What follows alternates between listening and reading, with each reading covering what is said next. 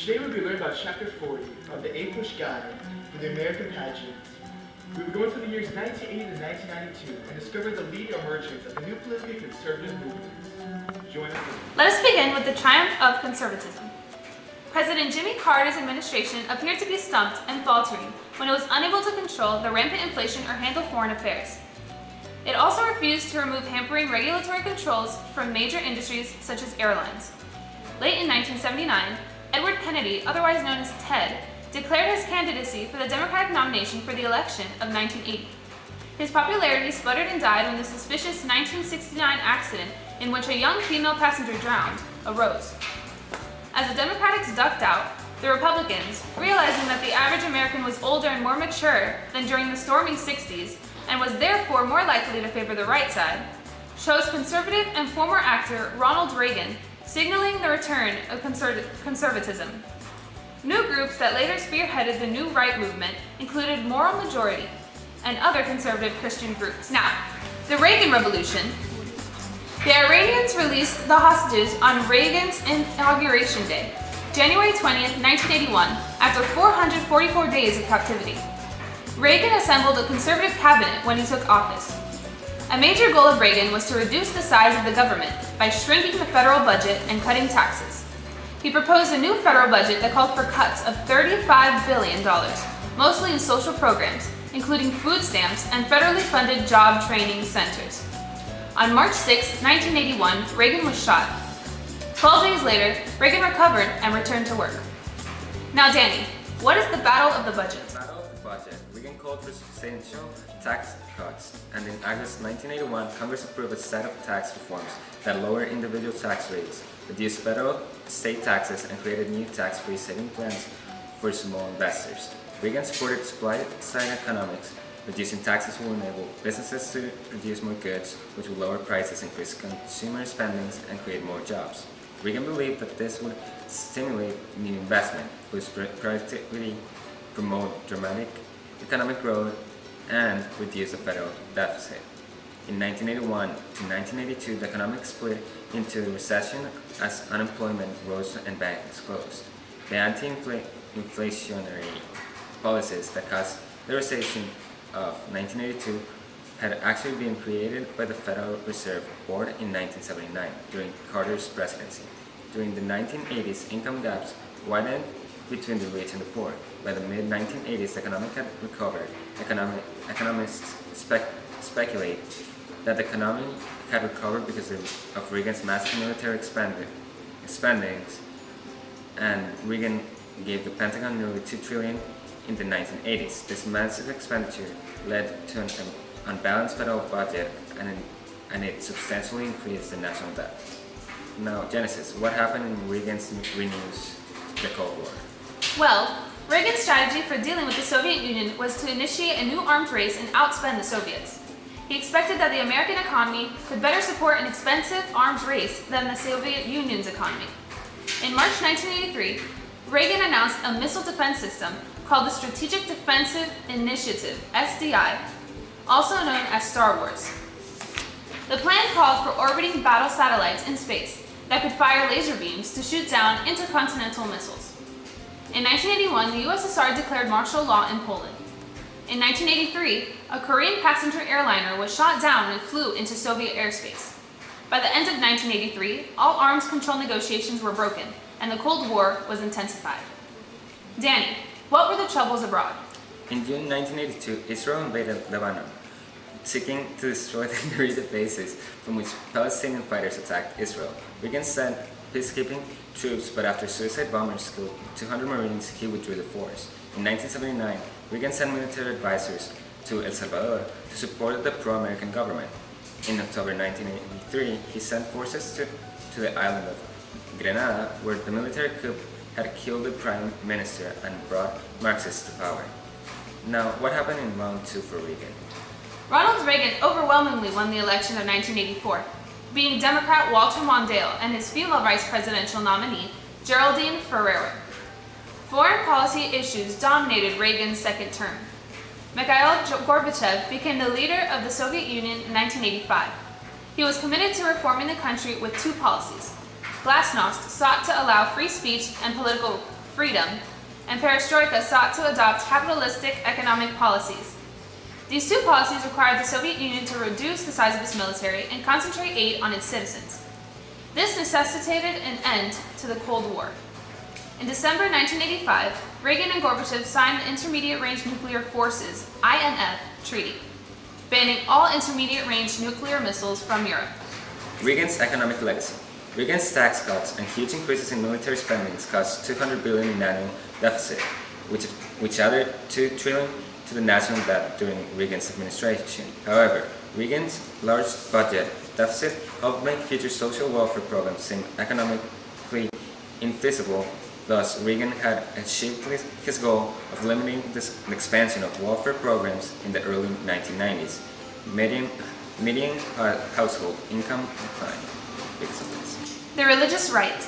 In 1979, Reverend Jerry Falwell founded a political organization called the Moral Majority. He preached against sexual permissiveness, abortion, feminism, and the spread of gay rights. The organization became an aggressive political advocate of conservative causes. Conservatism in the courts. By the time he had left office, Reagan had appointed 3 conservative-minded judges, including Sandra Day O'Connor, the first woman to become a Supreme Court justice. Reagan sought to use the Supreme Court to fight affirmative action and abortion. Affirmative action. In 2 cases, 1989, Ward's Cove Packing versus Antonia and Martin versus Wilkes. The court made it more difficult to prove that an employer practiced racial discrimination in hiring. Abortion. In Roe versus Wade in 1973, the court had prohibited states from making laws that interfered with a woman's rights to an abortion during the early months of pregnancy. In Webster versus Reproductive Health Services in 1989, the Supreme Court approved a Missouri law that imposed certain restrictions on abortion, signaling that a state could legislate in an area in which Roe had previously forbidden them to legislate. In Planned Parenthood versus Casey, 1992, the court ruled that states could restrict access to abortion as long as it did not place an undue burden on the woman. George H.W. Bush and the end of the Cold War. In 1989, thousands of pro-democracy demonstrators protested in Tiananmen Square in China. In June of 1989, China's autocratic rulers brutally crushed the movement. In 1989, several communist regimes in Europe collapsed, including Poland, Hungary, Czechoslovakia, East Germany, and Romania. In December 1989, the Berlin Wall came down, and the 2 Germanys were reunited in October 1990. In August 1991, a military coup attempted to preserve the communist system by trying to overthrow Gorbachev. In December 1991, Gorbachev resigned as the Soviet Union's president, as the Soviet Union had dissolved into its component parts, 15 republics loosely confederated, and the Commonwealth of Independent States, or the CIS, with Russia as the most powerful state. Boris Yeltsin, the president of the Russian Republic, was the dominant leader of the CIS. The demise of the Soviet Union ended the Cold War. Ethnic warfare broke out throughout the former Soviet Union. In 1991, the Chechen minority tried to declare its independence from Russia, but Yeltsin sent in Russian troops. As a result of reduced defense spending after the Cold War, America's economy suffered. In 1990, the white regime in South Africa freed African leader Nelson Mandela, who had served 27 years in prison for conspiring to overthrow the government. 4 years later, he was elected as South Africa's president. In 1990, free elections removed the leftist Sandinistas in Nicaragua from power. In 1992, the civil war ended in El Salvador. Danny, tell us about the Persian Gulf crisis. On August 2, 1990, Iraqi leader Saddam Hussein invaded Kuwait seeking oil. The United Nations Security Council condemned the invasion, and on August 3, it demanded the immediate withdrawal of Iraq's troops. After Hussein refused to comply by the mandatory date on January 15, 1991, the United States led a massive international military deployment, sending 539,000 troops to the Persian Gulf region. On January 16, 1991, the US and the UN launched 37-day air war against Iraq. Allied commander, American General Norman Schwarzkopf, planned to bomb Iraqis and then send in ground troops and armor. On February 23, the land war, Operation Desert Storm, began. It only lasted 4 days, and Saddam Hussein was forced to sign a ceasefire on February 27 because the Allies had only agreed to liberate Kuwait. Bush decided not to invade Baghdad to overthrow Saddam, thus Saddam stayed in power.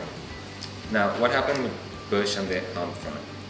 President Bush signed the Americans with Disabilities Act, ADA, in 1990, prohibiting discrimination against citizens with physical or mental disabilities.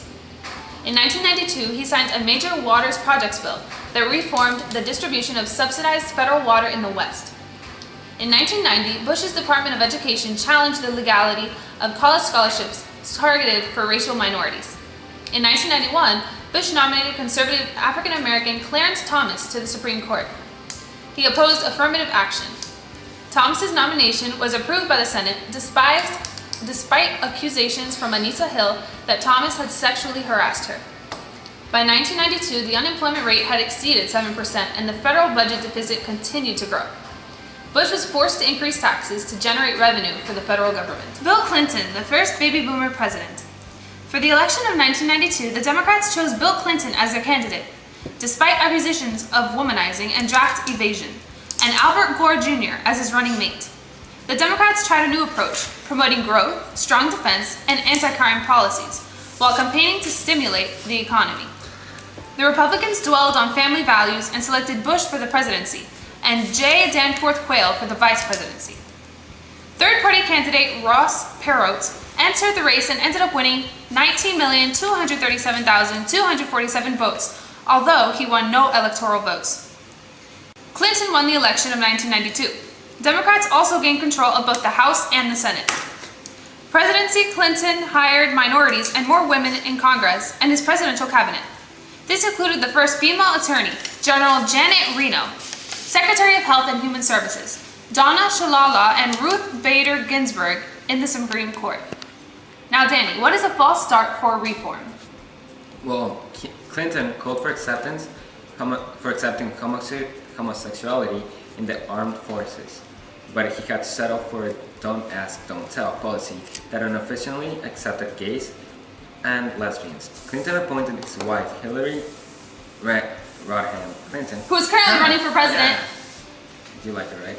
I do. To revamp the nation's health and medical care system. When the plan was revealed in October 1993, critics blasted it as cumbersome, confusing, and stupid. The previous image of Hillary as an equal political partner of her husband changed to liability. In 1993, Clinton passed the Bradley Bill, a gun control law named after presidential aide James Brady, who had been shot in President Reagan's attempt to assassination.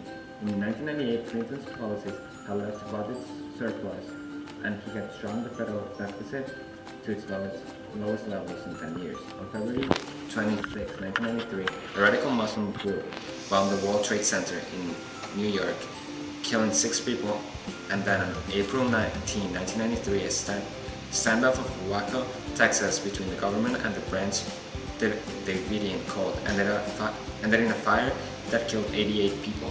On April 19, 1995, Timothy McVeigh bombed a federal building in Oklahoma City, killing 169 people. Now, discuss the politics of distrust.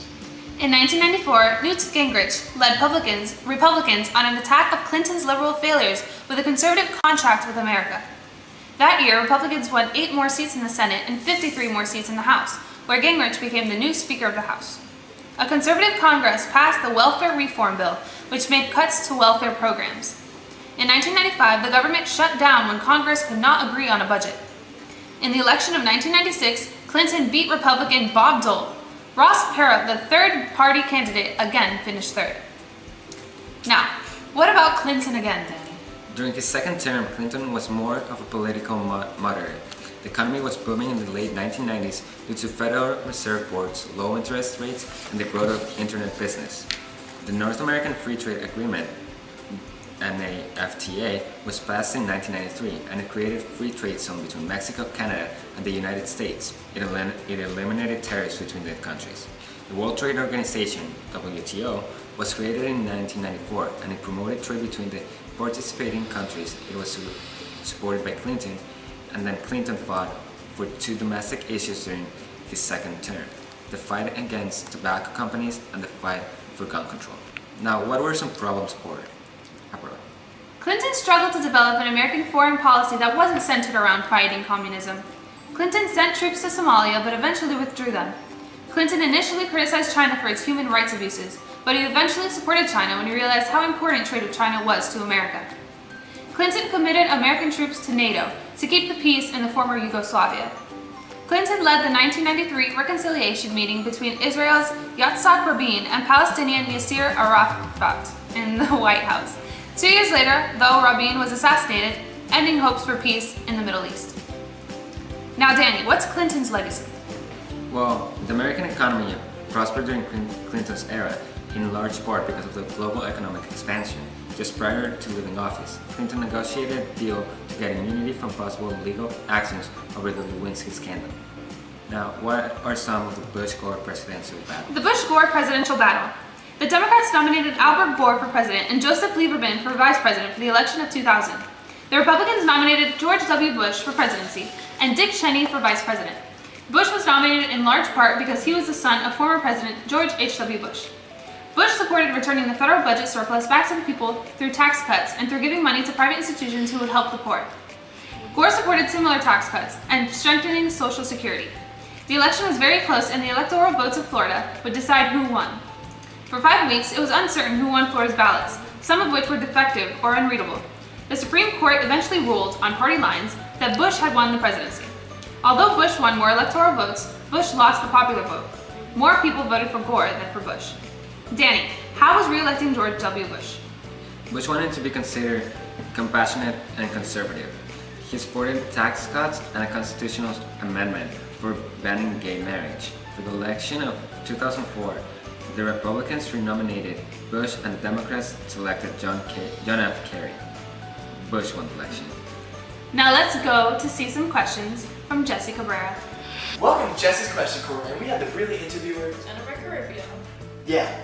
So what is your first question you have for us today? Describe the election of Ronald Reagan in 1980. Brilliant question, Janice. Now listen, Ronald Reagan was a brilliant man, a destiny for conservation. He was considered a neoconservative who opposed big government and supported the common man's rights, and opposed favoritism for the minorities, because after all, who cares about the minorities? He tried to spin the Democrats as a party who supported big government, and only supported the minorities. Like neoconservatives, he also supported free market capitalism, supporting the anti-Soviet policies, opposing liberal welfare programs, and affirmative action policies. And he called for the reassertion of traditional values of individualism and the centricity of the family. Ronald Reagan was overwhelmingly won the election in 1980, beating the Democratic President Jimmy Carter. Do you have anything else for me? Yes. Describe the Iran-Contra imbroglio. Yes. Now, Reagan was plagued by two problems, okay? The American hostages were held by Muslim extremists in Lebanon, and Nicaragua was run by a left-wing Sandinista government. To circumvent this hostages ban on sending arms to Nicaraguan rebels who fought Sandinista, Reagan's administration sold arms to Iran, who helped free the hostages and then diverted the money from sales to rebels. Now, in November of 1986, the secret dealings broke out, igniting a firestorm of controversy, resulting in Reagan claiming he had no idea of the illicit activities. Now, after all, criminal indictments were brought against Oliver North, Admiral John Poindexter, and Secretary of Defense Caspar Weinberger, and their Iran affair cast a shadow over Reagan's record in foreign policy, thus shaming his name. Do you have anything else for me? Yes. What scandal and inevitable impeachment resulted from the Clinton presidency? What a brilliant question. In 1998, it was discovered that President Clinton had an affair with the White House intern, Monica Lewinsky. Now, during the Lewinsky trial, Clinton lied about the affair under oath, and the House Republicans passed 2 articles of impeachment against Clinton: perjury before a grand jury and obstruction of justice. In 1999, the Senate voted to remove Clinton from office, but the Republicans failed to obtain a 2/3 majority as required. How awkward must have been for the Clinton family. Thank you for having me today.